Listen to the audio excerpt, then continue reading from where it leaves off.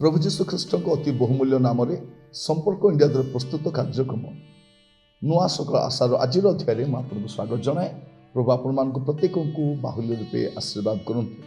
आज आम जो प्रसंग में प्रभु वाक्य आलोचना करवा, आलोच्य प्रसंग होछि प्रार्थना समय ध्यान दियंतु।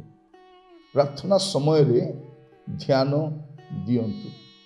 आपण सम्मुख में मुझे कथा रखापी चाहे आप प्रार्थना करने समय कौ विषय ध्यान देवे। प्रथम विषय जिरिमिया पुस्तक तार 29 अध्याय 13 पद। आ तुमे माने आम्भ को अन्वेषण कर और सर्वांतकरण सहित आम्भ को खोजिले आम्भर उद्देश्य पाइब। प्रथम विषय कौन करेंगे प्रभु पाखक जाऊँ प्रार्थना करने जाऊँ से समय सर्वांतकरण सहित कतिक जीवे। आम बेले बेले प्रार्थना बस सत कथा किंतु आम अंतकरण कौटी थाए, आम मन आउ कौटी थाए। आम तो बसी था चर्च रे, आम तो बसी था मीटिंग रे, आम तो बसी था आम घरे प्रार्थना रे, किंतु आम अंतकरण कौटी थाए आम निजे जानिछु। तो प्रथम विषय आप प्रार्थना करने समय ध्यान देवे जे सर्वांतकरण सहित आपण प्रार्थना रे बसिबे। एटा प्रथम विषय। तापर द्वितीय विषय रोमियो पुस्तक जो आप देखिए सुंदर भाव साधु पाउल लिखुंट। रोमियो तार 8 पर्व तार 26 पद।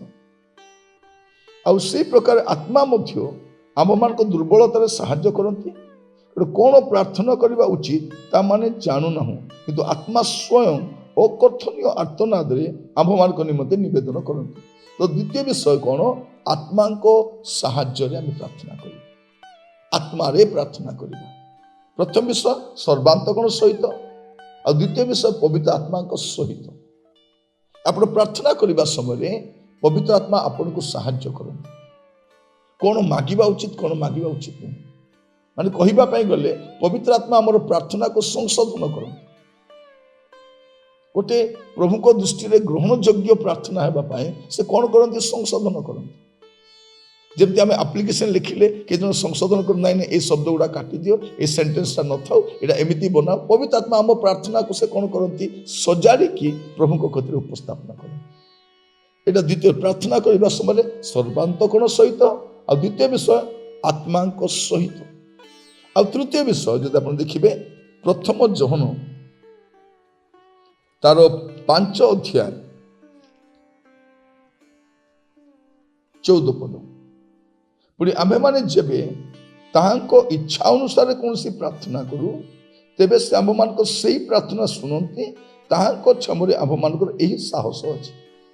आपण निज इच्छा किसी मागिदेवे कहीदेवे प्रभु उत्तर देवे यहीटा भावतु नहीं। आपण केमती प्रार्थना करेंगे आमे माने जेबे ताहांको इच्छा अनुसार आमे तांको इच्छा कौटी जानी पारिबा आमे बाइबल रो जानी पारिबा। माने जेतरा आमे शास्त्र अनुसार शास्त्र अनुमोदित प्रार्थना गुड़िक करूँ से समय आम जानी रखा जो प्रभु आमको उत्तर देवे। तेणु प्रार्थना करने समय आप 3 गोटी विषय को ध्यान देवे। गोटे विषय सर्वांतकरण सहित आप प्रभु को कतिक जीवे। द्वितीय विषय आत्मा साहाय्य प्रार्थना रे और तृतीय विषय शास्त्र अनुसार। आप देखिए दिन मानक आपड़ भी गोटे विषय प्रार्थना करती। अनेक प्रभु को दास मान भी प्रार्थना करती हुए नहीं, शास्त्र अनुसार न था। प्रभु से इच्छा करते आमर प्रार्थना शास्त्र अनुमोदित होगा दरकार, शास्त्र अनुसार होगा दरकार। तेणु प्रभु आम अनुग्रह करूँ प्रार्थना करने समय 3टी विषय ध्यान देवा। प्रभु आपण मान आशीर्वाद करूँ। आसतु प्रार्थना करने। ଅନୁଗ୍ରହକାରୀ ପିତା ପରମେଶ୍ୱର ଆମେ ଆପଣଙ୍କୁ ଧନ୍ୟବାଦ ଦେଉଛୁ। ପ୍ରଭୁ ଆମେ ଅନେକ ଥର ପ୍ରାର୍ଥନା କରିବା ପାଇଁ ଆସୁଛୁ ପ୍ରଭୁ, କିନ୍ତୁ ଯେଉଁ ବିଷୟ ଗୁଡ଼ିକ ଆମେ ଧ୍ୟାନ ଦେବା ଉଚିତ ସେ ବିଷୟ ଗୁଡ଼ିକ ଆମେ ଧ୍ୟାନ ଦେଇନଥାଉ। ଆମେ ପ୍ରାର୍ଥନାରେ ଆସିବା ସମୟରେ ପ୍ରଭୁ ସର୍ବାନ୍ତକରଣ ସହିତ ଆପଣଙ୍କ କତିକି ଆସିବା ପାଇଁ ସାହାଯ୍ୟ କରନ୍ତୁ। ପବିତ୍ର ଆତ୍ମାଙ୍କ ସାହାଯ୍ୟରେ ଆମେ ଯେପରି ପ୍ରାର୍ଥନା କରିବୁ ଏଥିପାଇଁ ଆପଣମାନଙ୍କୁ ଅନୁଗ୍ରହ କରନ୍ତୁ। ବାକ୍ୟ ଅନୁସାରେ ବାକ୍ୟ ଅନୁମୋଦିତ ପ୍ରାର୍ଥନା କରିବା ପାଇଁ ଅନୁଗ୍ରହ କରନ୍ତୁ, ଯେପରି ଆମମାନଙ୍କ ପ୍ରାର୍ଥନା ଗ୍ରହଣୀୟ ହେବ, ଉତ୍ତର ଆସିବ ଏବଂ ଆପଣଙ୍କ ନାମର ମହିମା ହେବ। ପ୍ରଭୁ ଆପଣ ଏବେ ପର୍ଯ୍ୟନ୍ତ ଆମର କଢ଼େଇ ଆଣିଥିବାରୁ ଧନ୍ୟବାଦ ଦେଉଛି।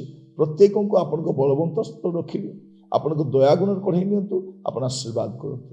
ପ୍ରଭୁ ଆପଣ ଆମମାନଙ୍କୁ ମାଗିବା ଭାବିବା ଠାରୁ ଅତ୍ୟଧିକ କାର୍ଯ୍ୟ କରିବା ପରମେଶ୍ୱର।